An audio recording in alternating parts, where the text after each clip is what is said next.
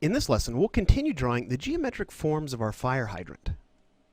Alright, so in the previous lesson we finished drawing the basic cylinder shape of the body of the fire hydrant. Now, in between lessons I've noticed here that the cylinder, or actually the ellipse rather, that we've drawn isn't quite perfect. We've got sort of a flat side here at the top and the bottom of the ellipse. So I'll tell you what I've done.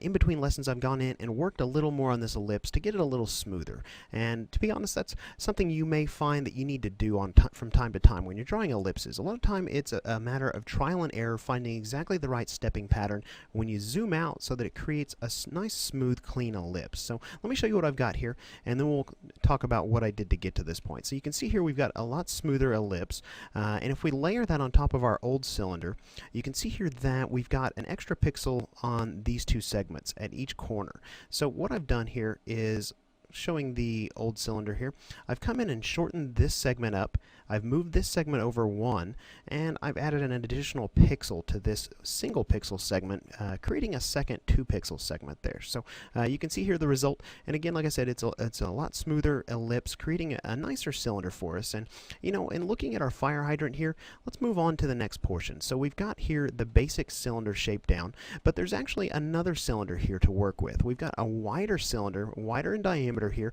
that encompasses this ring right here and the base of our fire hydrant. And we could create that out of the exact same cylinder. So let's go back over here to our original document here, and let's go ahead and grab this new cylinder layer. And what I'm going to go ahead and do is I'm going to cheat just a little bit on this cylinder.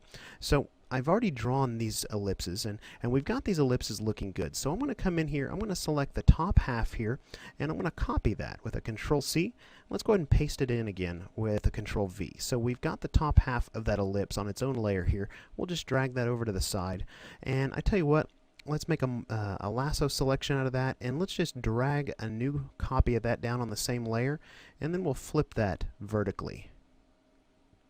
And we're going to drag that up and overlap that by 1 pixel. So what we're left with here, if we deselect, is the exact same ellipse that we created in the previous lesson. So now that we've created that ellipse, we can actually use this ellipse as a basis for an even larger ellipse. So let me go ahead and show you how I'm going to do that. I'm going to basically, let's go ahead and use our selection tool and just try and hold down Shift and drag one of the corners here. So anytime you enlarge this pixel art, and let's hit enter, you can see that Photoshop is going to anti-alias it for you, which is going to leave you with a less than desirable result. So what I'm going to go ahead and do here, let's go ahead and grab our marquee selection tool and zoom in, and I'm just going to divide this ellipse up into quadrants. Let's go ahead and just make a selection there, selecting this top right quadrant, switch over to our selection tool, and I'm going to move that up 4 pixels. And then I'm going to also move it to the right 4 pixels. Now, what we're doing here is basically taking this one quadrant at a time, and we're widening this ellipse, and we're going to fill in the gaps. So let's go ahead and do the same thing here. And lastly, we'll go ahead and follow that up with these last 2 quadrants.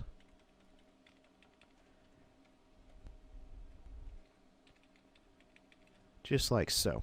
Now what we're left with here is these nice big empty areas in which we need to fill in some information. So the tops and the bottoms, I'd say those are probably going to be fairly simple. Let's go ahead and just draw one segment there to complete those. And let's go ahead and let's fill this in as evenly as possible. That looks nice and symmetrical there. So maybe we could actually zoom in and do another 2-pixel brick, and then one on the end. Let's see how that looks.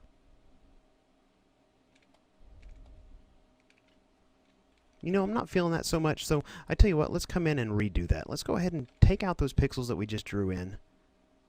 Let's go ahead and delete those just by drawing a marquee selection around those. And let's come in and convert these 2-pixel bricks to 1 pixel, just by erasing away a single pixel. Then we'll come in and redraw those 2-pixel bricks one row out further, one column further. May need to zoom in a little bit here. And then we'll come in and draw the end cap for those. Alright, I'm liking that a lot better. So you can see here how we've used our original ellipse to come up with this second ellipse really quickly. So I tell you what, let's go ahead and grab this ellipse here. Remember, it's on its own layer, so we're not going to have to worry about messing with our original column. And let's drag it over and drop it right about there. Now, in looking at this, I feel like this ellipse still has a couple of problems. Let me go ahead and switch over to my eraser tool. Now, what's bothering me here is these 4 segments right here. I think what I'd like to do is, grabbing my eraser tool, let's go ahead and erase away a pixel there. Let's go ahead and erase away a pixel there as well. So what we're going to do is we're going to increase the size of this top segment, and then we're going to make sure that the 4 pixel segment comes before the 3 pixels. So we've got a nice decreasing order here. We've got a long one, we've got 4 pixels, we've got 3 pixels and 2 pixels. So we don't have 2 of those long 4 pixel blocks there together like we've got down here. So I'm going to repeat that for down here. Just erasing away those extra pixels, extend that center segment, and we're going to make sure that those 4 pixel segments are in the right spot. Now, that feels like a lot better ellipse to me. It feels like it's a lot smoother transitioning from this long segment right here to this segment on the side. So let's go and lasso that up.